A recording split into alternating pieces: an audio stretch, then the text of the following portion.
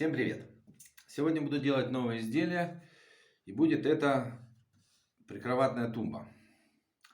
Ну, не совсем сегодня, конечно, я его начал. Я начал его еще до Нового года, но по причинам определенным отложил на время, потому что нужно было заниматься другими вопросами. Значит, эта тумба будет на основе другого изделия. Его я подсмотрел в свое время у Юрия Бажана. Он делает на эту тему конструкторы, продает их. Не знаю, насколько успешно, но столярные конструкторы он делает. Мне понравилась идея, я даже связался с ним, честно спросил, что вот я, значит, хочу это изделие делать самостоятельно. Он против не был. И я его сделал. Фотография будет на экране. Но это мне показалось мало.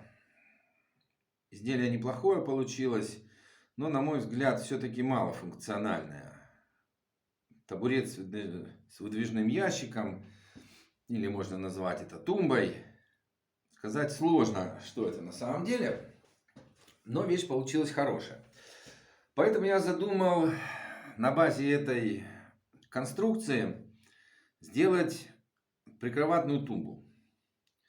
И как раз от одного из предыдущих проектов осталась у меня вот такая крышка неиспользованная. Можно назвать ее крышкой, можно назвать ее сидушкой. Я показывал ее в одном из коротких роликов, как она расширяется от влажности, сужается, и ничего с ней не происходит благодаря вот этому вот. И вот на базе этого я буду устраивать эту тумбу. Да, мне придется исходить из глубины и ширины этой крышки. И придется исходить уже из цветовой такой вот гаммы. Это у нас бук, это клен. Значит, во всем изделии мы будем употреблять сочетание бука с кленом. Основаниями будут вот такие ноги буковые. Ну, их ногами называть уже нельзя. Это, назовем их стойки. 4 ноги таких. И в отличие от прошлого изделия, вот эти царги, которые закрывают ящик, я решил не делать в виде щита. Я решил их попробовать сделать шпанированную фанеру. Был у меня шпон клена. Я решил, что так будет лучше и дешевле, и в какой-то степени даже интереснее. И шпанированием я раньше не занимался. Сейчас решил все это сделать. Я не вижу необходимости эти царги делать обязательно из щита, из массива. Ни по работе, ни функционально, ни по затратам. Для меня смысла в этом нет. Я решил сделать это таким образом. Чуть позже я предварительно соберу, покажу. Шпон клеил я на клейберит вот такой. Есть у меня прикатка самодельная из ясеня, как все рекомендуют из ясеня. Ну, я и сделал ее из ясеня. Вообще, если по уму, надо найти металлический валик. Даже когда-то у меня был, но, к сожалению, не могу его найти. Еще о шпанировании много всего говорится, учить никого не буду. Я сам, в принципе, в первый раз этим занимался. Но обрезал шпон я вот таким ножом. Монтажный нож, но он тонкий. Это не канцелярский нож, это именно монтажный. Он с тонким лезвием, но у него вот такой интересный угол заточки. И вот этот угол, в принципе, он позволяет хорошо резать шпон. Если поперек где-то за 3-4 прохода аккуратненько, вдоль можно порезать вообще за один проход, в крайнем случае за 2. Ну, единственное, надо не забывать обламывать у него эти кончики. Что еще будет интересного? Будет выдвижной ящик. Ну, сам ящик, наверное, буду делать уже из фанерки. Выпендриваться сильно не буду. Он внутри, там его не видно. А фасад ящика будет из массива клена. Он у меня уже готов. И в отличие от того изделия, будет, во-первых, оно будет выше. А во-вторых, будет еще полка. И вот тут я столкнулся в связи с тем, что здесь в свое время я навыпендривался с цветами. Соответственно, и на полке тоже придется так выпендриваться. То есть она будет вот такой. Ну, вот это я еще не шпанировал. Здесь будет шпон клена. И будет она у меня по периметру вот так вот сделана буком. То есть мы получим рисунок как бы обратный рисунку этой крышки. Так что приступаю к этой работе и буду вам поэтапно это показывать. Ну вот, друзья, получается вот такого плана будет у нас изделие. Снимаю с руки, поэтому тут, возможно, не совсем будет четкое изображение.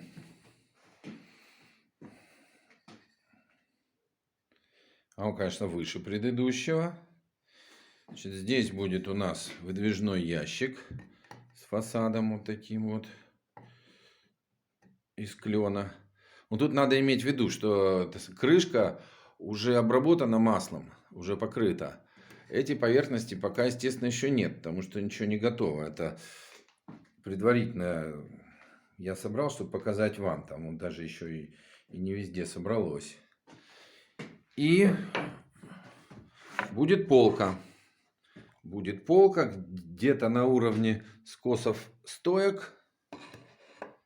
Вот она будет вот так стоять.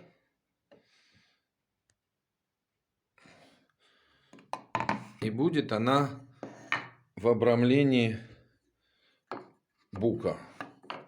Вот таким вот образом. Я думаю, должно получиться неплохо. Значит, сборку предыдущего изделия я осуществлял на шканты 10×70.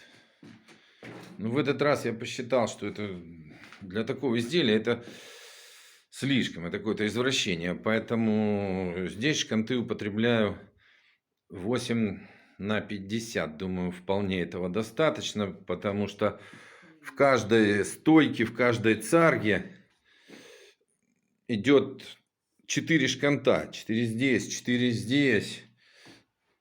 Здесь по 2 на перемычках, вот на этих. На задних тоже 4 штуки. И учитывая, что будет еще и вот так вот, боюсь уронить сейчас. В общем, вот так стоять еще полка, которая будет еще дополнительной жесткостью. Я думаю, изделие будет нормальное и крепкое.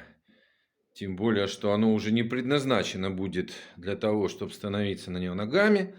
А это будет прикроватная тумбочка.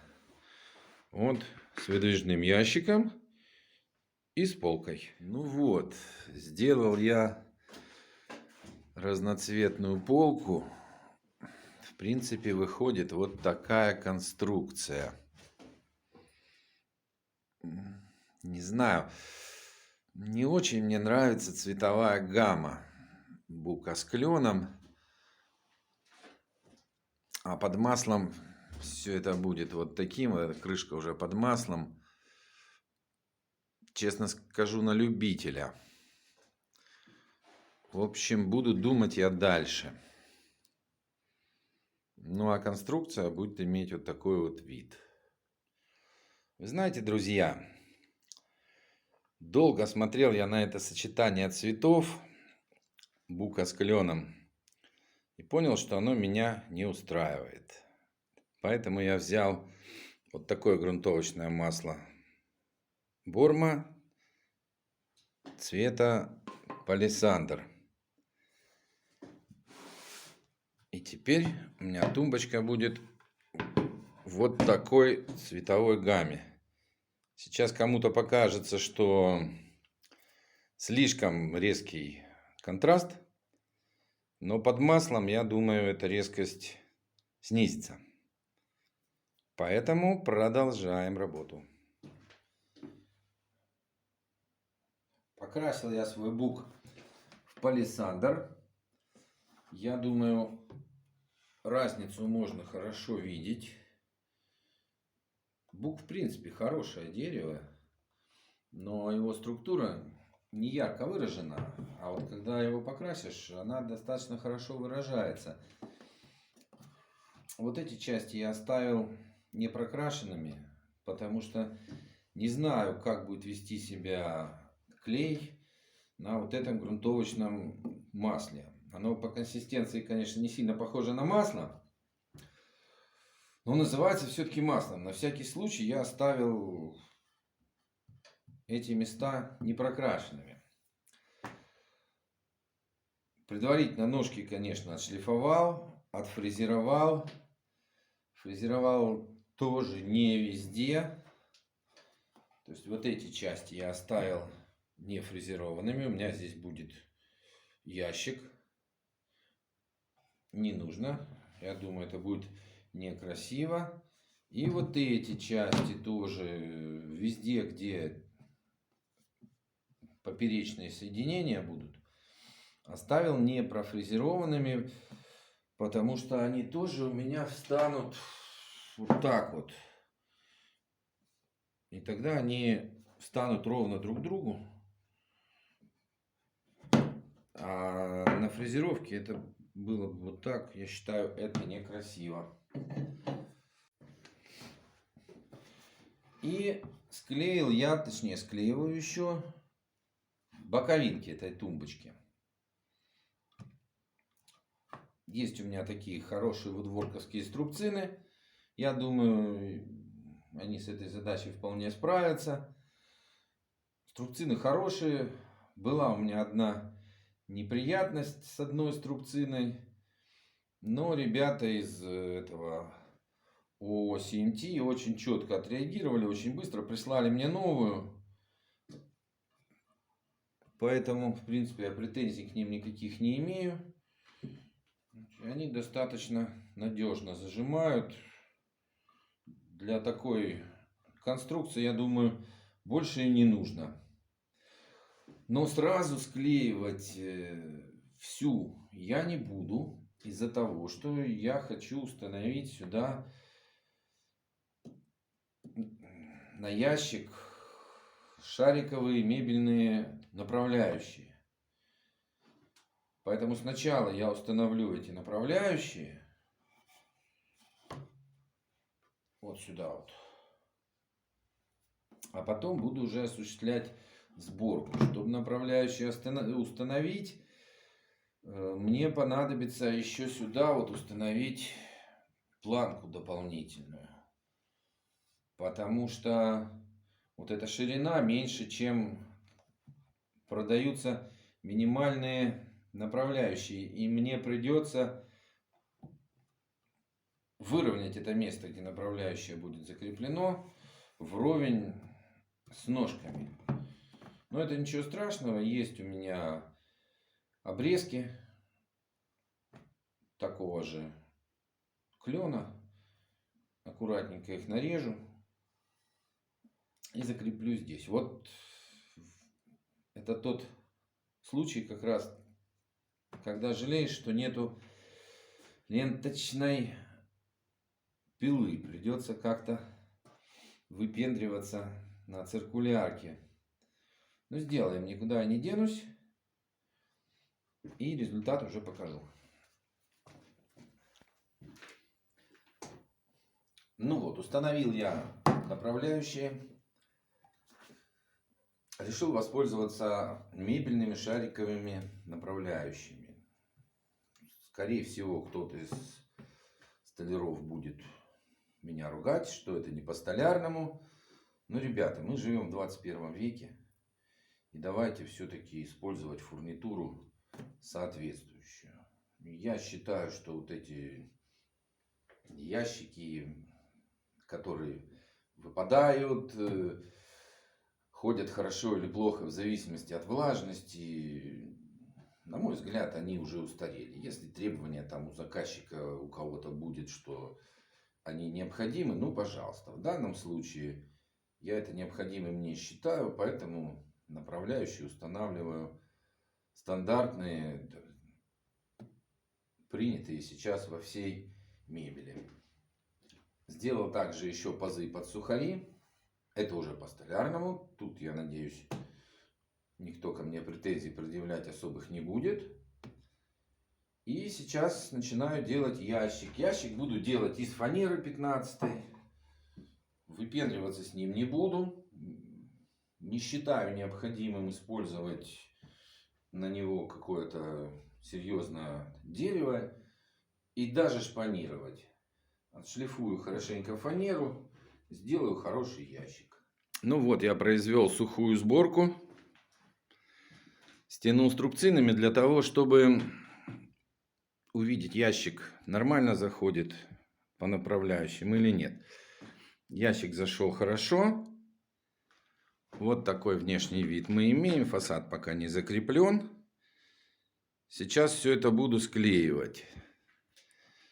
Склеивать буду в этот раз на Тайтбонд 3. По двум причинам. Во-первых, и температура в мастерской не самая сейчас высокая.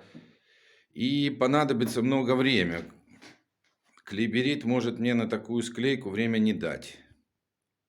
Поэтому приступаю. Ну вот она, наша склейка. Теперь надо ждать высыхания. Тайтбондом в первый раз я пользуюсь. Надо посмотреть в инструкции, сколько времени это будет длиться. Склейка, как видите, идет в одном направлении. Слева направо. Потому что по направлению в глубину склеено было уже раньше.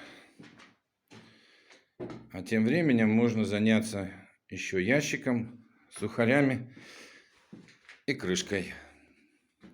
Вот она, наша тумбочка. Почти уже готова. Скрыта маслом Борма, твердым с воском. Осталось установить фасад. Фасад буду устанавливать по мебельному, не по столярному. Ящик тоже исполнен не по столярному, а по мебельному больше. То есть, вот у меня двухсторонний скотч. Я возьму этот фасад, наклею на скотч с помощью проставочек вот таких вот, чтобы дали мне зазор. После этого через вот эти отверстия закреплю фасад саморезами с той стороны. И все это стянет ручка. Ну что, друзья, вот такая прикроватная тумбочка получилась у нас на выходе. Вот так вот выглядит ее крышка. Вот в такой цветовой гамме я в свое время решил ее сделать. Что хочу сказать об этом изделии. Делал я ее долго. Но не потому, что очень сложно ее делать, а потому, что просто пришлось мне отвлекаться на другие вещи. И получилось, что где-то месяца 4 в итоге от начала до конца. Но опять же, я говорю, из-за того, что нужно было что-то делать другое. Вот она такая, с выдвижным ящиком. Изначально я задумывал 2. Вторая должна была быть с еще одним ящиком и полкой здесь. Но в итоге решил реализовать пока эту одну и посмотреть, что с ней дальше будет. Я понимаю, что прикроватная тумба, конечно, должна быть шире. Но в данном случае я был ограничен имеемой уже крышкой. Осталась еще одна, но я вот думаю, стоит ли еще такой ширины делать или нет.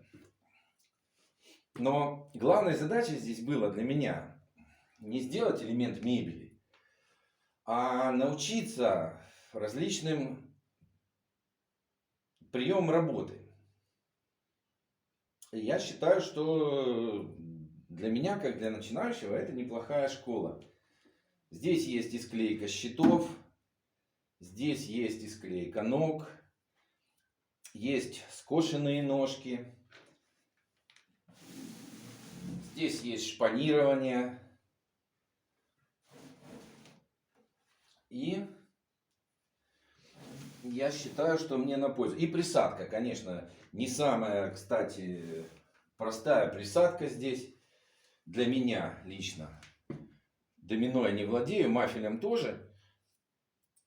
В итоге все это приходилось делать вручную. Ну, с помощью кондуктора специального. В общем, результат вы видите. Давайте еще раз покручу его. Единственное, конечно, вот этот клен, если бы была просто хорошая фанера, я сомневаюсь, что она бы отличалась. И тогда шпанирование бы не понадобилось вообще. Но если абстрагироваться от конкретного дерева, от породы дерева, то в принципе эти варианты возможны в других цветах, с другими деревьями и так далее. То есть можно сделать и сочетание там с дубом, с ясенем, с чем угодно. В данном случае у меня получилось вот такое цветовое сочетание. Оно подходит мне под мой зал в доме. И там и будет стоять. Ну а кто живет в моем городе или рядом, там ВКонтакте можете посмотреть, где я живу. Заходите в гости, технология отработана. В принципе, я смогу изготовить и вам в других размерах. Пожалуйста, тут уже полет фантазии не ограничен. И еще раз говорю, возможно сделать, если следующий я буду делать, то здесь вот будет еще один ящик. Этот ящик, возможно, будет чуть-чуть ниже. Будет еще один ящик. И уже потом будет полка. Ну и последнее, что хотел сказать бы. Вот эти вот эксперименты с разными цветами на крышке, на полке, в результате вылилось в очень трудозатратное занятие. Стоит оно того или нет, сказать, честно говоря, сложно. Просто сама крышка уже была у меня разными цветами, разным деревом сделана. И мне пришлось дальше выпендриваться в том же духе.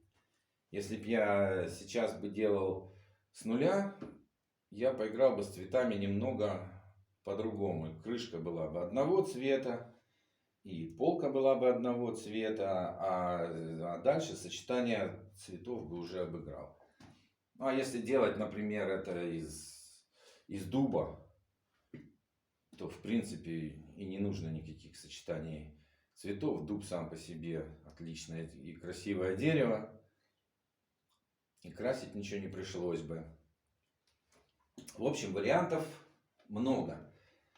Поэтому я прошу вас в комментариях написать, понравилась идея, не понравилась идея, что не так, что я плохо сделал. Ну, за определенные огрехи прошу меня не сильно ругать, потому что, в принципе, это первое мое такое вот изделие. Подписывайтесь на канал, будем делать еще много всяких вещей, в том числе и мебели.